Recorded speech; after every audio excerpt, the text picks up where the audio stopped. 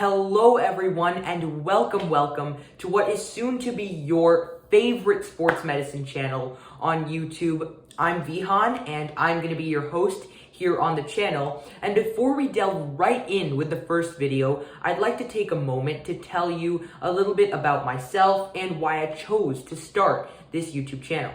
So I enjoy learning about really any topic within STEM, but probably most of all, biology and medicine. And I also love to watch and play sports with my friends and family. And while these two interests may seem to greatly contrast with each other, I feel really grateful to have found an amazing connection between them through the field of sports medicine. Probably the most vivid memory I have of this whole process sort of initiating was, I think, when I was around 6 or 7.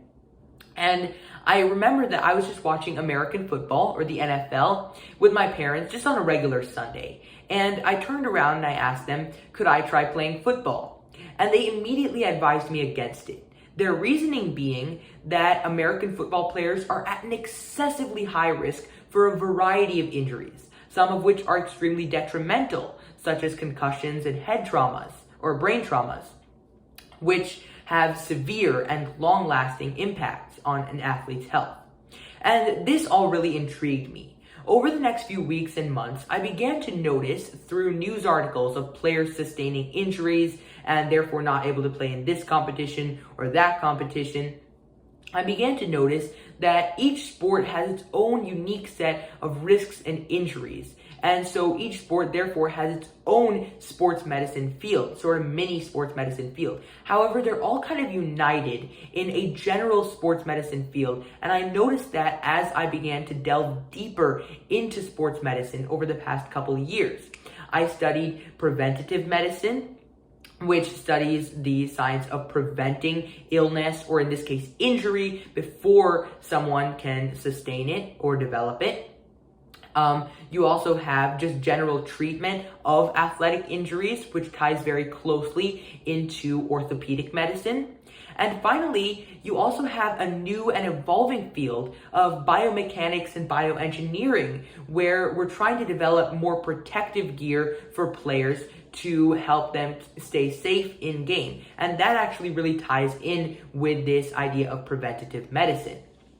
And so through studying all of this in really great detail over the past couple of years, I have developed an immense passion for sports medicine. And this brings me back to the central idea of what I'm trying to convey to you here, which is that I hope that I can share this interest that I have in sports medicine with you through this channel. And I hope that we can really learn a lot about sports medicine together and delve as deep as we can into the field. And I want to make sure that even if you're not interested in sports medicine, I hope that you can find something on this channel that you are interested in, whether it's the sports aspect or maybe the more sciencey aspect, because we're really going to try to make this channel as enjoyable and as fun as we can so that everyone can enjoy it and also learn a lot. So I hope you'll join me on this journey. And now let's get on with the good stuff. So this video is going to be the first episode of a 5-episode series that we're going to be calling our Origins of Sports Medicine series. And what we're going to be doing in this episode series is we're going to be talking about the 3 millennia history of sports medicine, which is extremely interesting. And we're going to take it through sort of the origins of sports medicine in Asia, and then through the ancient Greek and ancient Roman periods, and then we're going to be talking about the 1,000-year period that sports medicine died before it was revived in the medieval period and the Renaissance, and then finally we're going to be looking at sports medicine during the 1800s and the 1900s.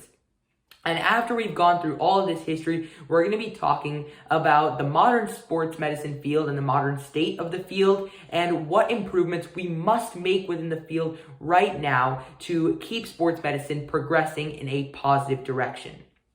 So let's kick off our series with the origins of sports medicine, which date back to 1000 BCE in Asia, specifically in India and in China. So why don't we start with India? Around 1000 BCE in India, the Atharva Veda was written. And the Atharva Veda was a script that outlined various therapeutic exercises for the layman to help maintain his or her well-being. Interestingly, the Atharva Veda's modern form is known as the Ayurveda. And the Ayurveda is something that you may be familiar with because it is practiced in many countries across the world, although most of all still India. The Atharva Veda and the Ayurveda, though, are now considered two very different things because the Ayurveda is a far improved form of the Atharva Veda. The Atharva Veda, as we discussed, was composed of many therapeutic exercises upon its creation, and now these therapeutic exercises fall under what we call yoga. The Ayurveda includes yoga, but also now entails massage therapy, acupuncture and acupressure, and also herbal medicine. So the Ayurveda includes everything that the Atharva Veda had, but also much more. However, moving back to the central point, when we think of sports medicine's origins in India, we think of the Atharva Veda, because the Atharva Veda is the first documentation within India that truly presented the belief that exercise was necessary to maintain one's health. Now let's transition over to 1000 BCE in China. Around this time in China, the concept of yin and yang was very prevalent. Yin was the passive force, and it entailed all things that were slow or dark or cold. And yang was the active force, and it referenced all things that were fast or light or warm. In Chinese culture, the concept of yin and yang was applied to the whole universe, and it was believed that the yin and yang forces had to stay in balance for the universe to remain in homeostasis. However, the application of the yin and yang concept to medicine was slightly different, so let's take a look at that. In medicine, yin as the passive force referred to all aspects of health that did not require any physical activity, such as sleeping, for example. And yang as the active force referred to all of the aspects of health that did require physical activity, such as playing exercise.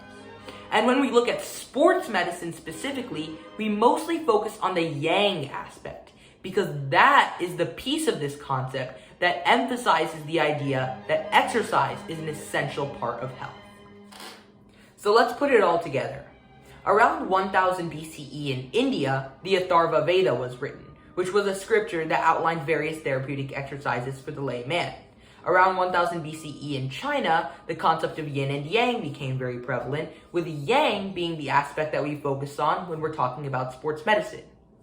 So the Atharva Veda scripture and this yin and yang concept really brings us back to the central idea that exercise is necessary to maintain a healthy lifestyle. This concept was the cementation of the roots of sports medicine within Asia. Thank you guys so much for watching. I had a great time today, and I hope you did as well. I hope you were really able to learn something today about the origins of sports medicine. Please don't forget to check out the next video in this overview of sports medicine series, which is going to be on the next step of the evolution of sports medicine, happening in ancient Greece and in ancient Rome. And lastly, if you enjoyed this video, or if you're able to take away something from it, please don't forget to hit that subscribe button and hit the like button. It really supports me so that I can make more of these sports medicine videos for you guys, so that we can delve deeper into the sports medicine field together. Have an awesome rest of your day, everyone. This is Vihaan signing off.